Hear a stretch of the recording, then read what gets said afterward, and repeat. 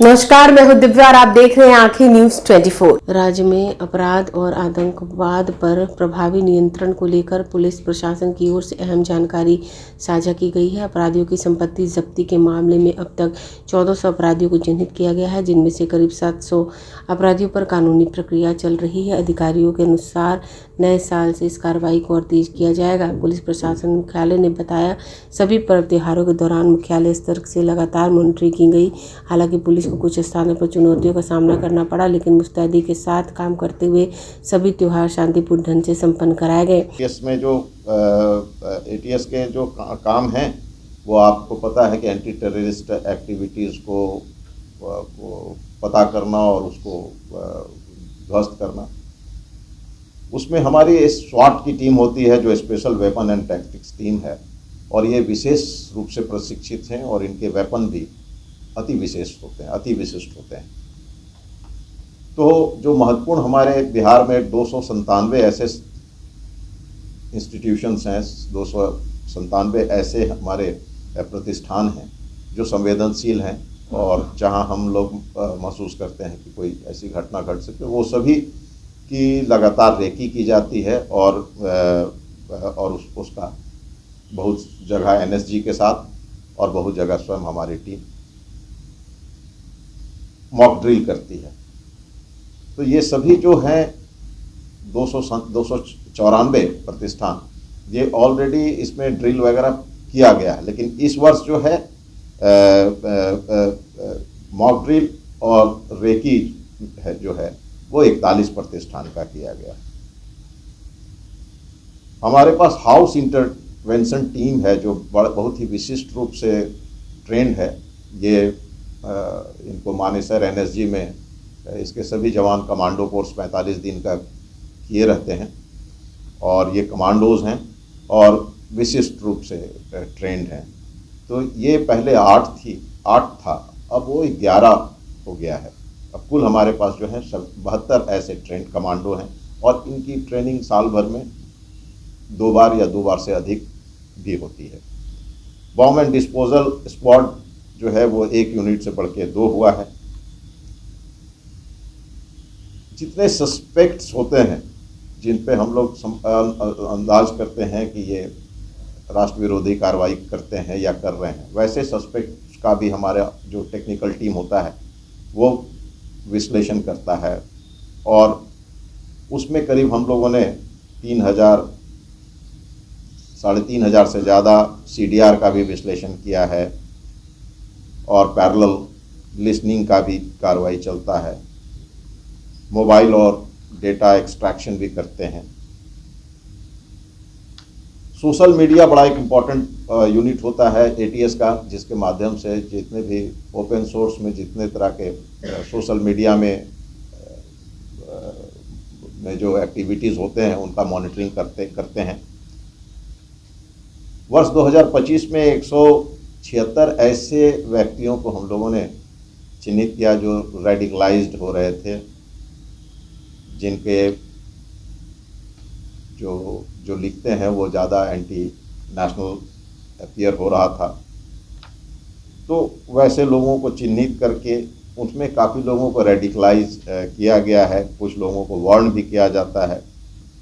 7 लोगों को D radicalise किया गया जो हायर लेवल ऑफ रेडिकलाइजेशन में चले गए थे और 5 व्यक्तियों का जो है कार्रवाई आज हो रहा है। तो 12 लोगों को डी रेडिकलाइजेशन की कार्रवाई की गई जो हायर लेवल ऑफ रेडिकलाइजेशन में चले जाते हैं। बाकी जितने प्रशिक्षण जो है एक बड़ा इम्पोर्टेंट है और ये प्रशिक्षण ही हमारे यूनिट को स्पेशल बनाता है। तो इस वर्ष 176 लोगों को ट्रेनिंग दिया गया है जो मोस्टली मानेसर में, एनएसजी मानेसर में दिया गया है, एनएसजी कोलकाता में इनकी ट्रेनिंग कराई गई है।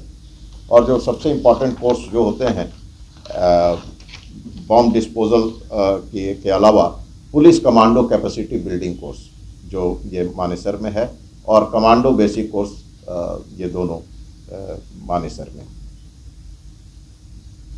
जो फ्यूचर में एटीएस को और समृद्ध और आगे बढ़ाने की है, उसमें जो है एटीएस को अब 5 उसके लिए प्रस्ताव भेजा गया है कि 5 रीजन में वो लोकेट होगा, और जो ये रीजन है वो पटना, गया, मोतिहारी, दरभंगा, पूर्णिया, ये रीजनल यूनिट्स होंगे।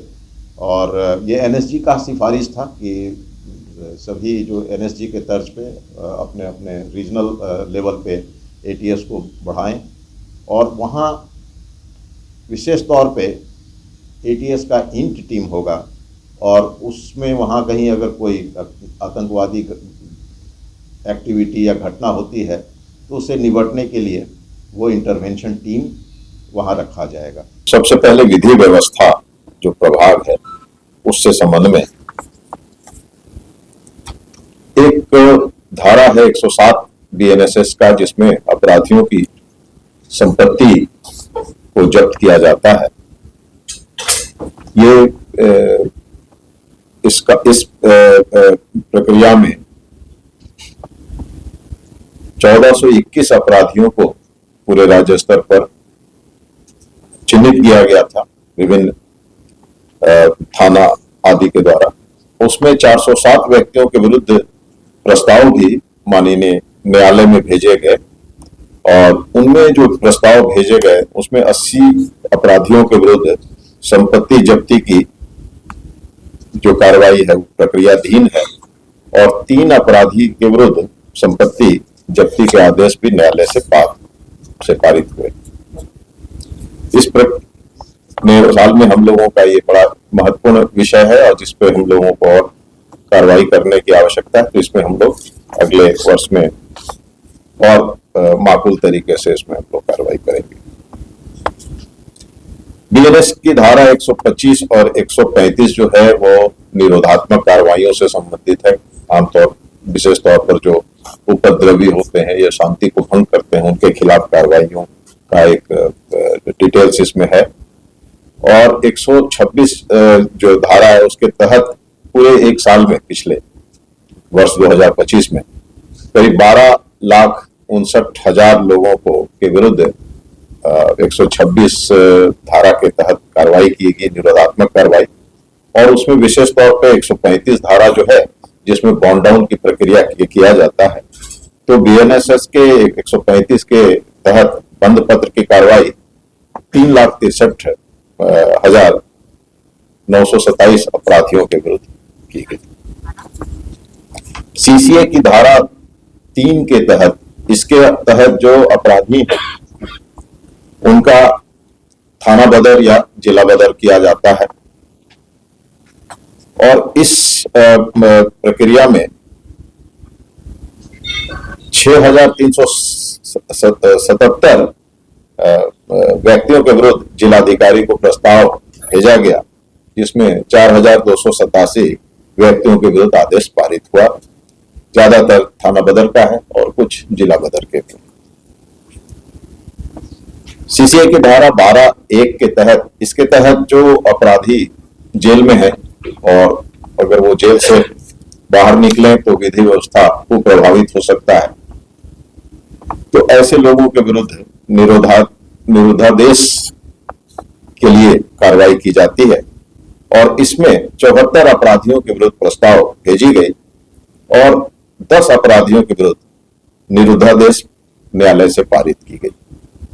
इसमें 3 से 6 महीना और अधिक अपराधी जेल में रहते हैं। अपराध की मुख्य शीर्ष जो है उसमें गिरफ्तारियां, उनको विधि व्यवस्था प्रभाग लगातार प्रतिदिन मॉनिटर करता है, किस जिला के किस थाना में गिरफ्तारी की जा रही है, कहाँ कम हुआ कहाँ नहीं हुआ। तो इसमें जो है पूरे राज्य स्तर पर हत्या के 5,620 अपराधियों को जेल भेजा गया, डकैती के 1,054, लूट के 2,082 अपराधियों को जेल भेजा गया है। SC/ST एक्ट से संबंधित मामलों में 3,600 लोगों को, बलात्कार एवं अपहरण और अन्य संगीन जो कांड हुए हैं उसमें 3,52,000 लोगों को की गिरफ्तारी की गई है। 4,590 आग्नेयास्त्र भी बरामद हुए हैं, जो रेगुलर और नॉन रेगुलर, देसी और रेगुलर हैं, दोनों हैं, और 28,524 कारतूस भी बरामद हुए हैं। विधि व्यवस्था को प्रभावित करने वाले जो मामले हैं, विशेष तौर पर जो सांप्रदायिक हिंसा है या पुलिस पर हमला, हर्ष फायरिंग, ये सब हम लोग विधि व्यवस्था को प्रभावित करने वाले मामलों में रखते हैं, तो उसमें भी गिरफ्तारियां की गई हैं। सांप्रदायिक हिंसा के मामले में 1,357 लोगों को गिरफ्तार किया गया है और पुलिस पर हमला के मामले में 5,562 लोगों को, भीड़ द्वारा हिंसा में 81 लोगों को और हर्ष फायरिंग के मामले में 71 लोगों को, कुल इस तरह से 7,071 लोगों को गिरफ्तार किया गया है। इसके परिणाम भी अच्छे हुए। सांप्रदायिक हिंसा के मामले बिल्कुल ही कम, बहुत ही कम रहे और हर्ष फायरिंग की घटनाएं भी बहुत कम हुई और अन्य भीड़ द्वारा हिंसा और पुलिस पर हमला जो है वो भी उत्तरोत्तर कम होते जा रही है। पर्व त्योहार, जितने भी पर्व त्योहार होते हैं उसकी मॉनिटरिंग कंट्रोल रूम के माध्यम से लॉ एंड ऑर्डर प्रभाग द्वारा किया जाता है। जितने भी त्योहार हुए,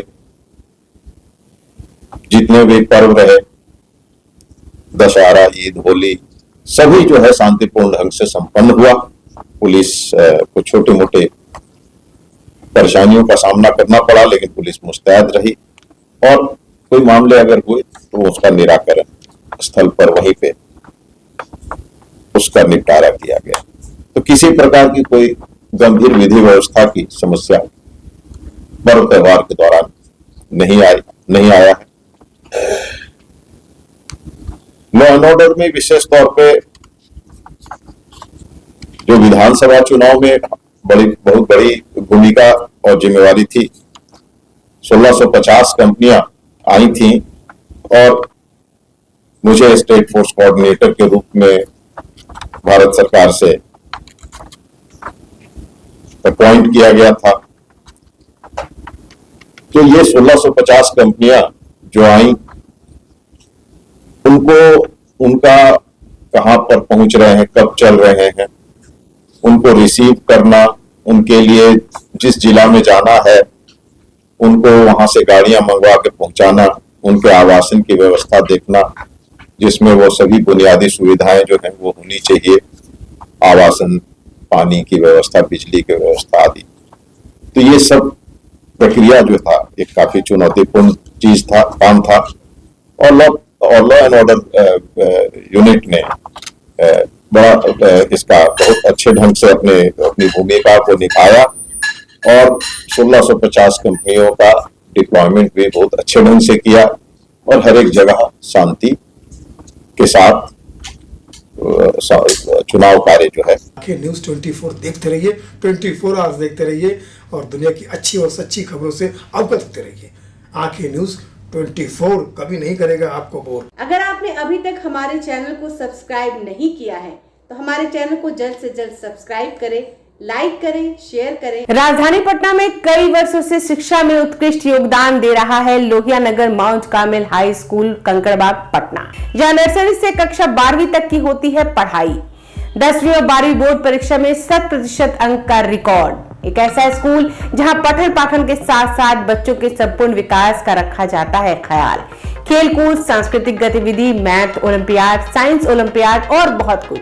आज ही कराए नामांकन की प्रक्रिया जारी है। संपर्क करें DS/16 Gayatri Mandir road, housing board colony east, Indira Nagar, Kankarbagh, Lohia Nagar, Patna. हमारा पिन कोड है 800020। पटना में कई वर्षों से शिक्षा में अहम योगदान दे रहा है Gyansthali high school Alamganj Patna city, जहां 10वीं और 12वीं की बोर्ड परीक्षाओं में 100% अंक प्राप्त कर रहे हैं बच्चे। एक ऐसा स्कूल जहां न केवल होती है पढ़ाई बल्कि साथ ही साथ होती है कल्चरल एक्टिविटी, स्पोर्ट्स एक्टिविटी से जुड़े गेम्स, मैथ ओलंपियाड से लेकर साइंस ओलंपियाड। जहां बच्चों के लिए स्कूल कैंपस अत्याधुनिक सुविधाओं से लैस, छोटे बच्चों के लिए वाहन और ट्रांसपोर्ट की विशेष सुविधा। तो देर किस बात की, आज ही कराएं अपना नामांकन कैरसली high school Alamganj Patna city में, जहां नामांकन की प्रक्रिया जारी है। संपर्क करें पुलिस चौकी Alamganj main road near Alamganj थाना पटना बिहार 800007।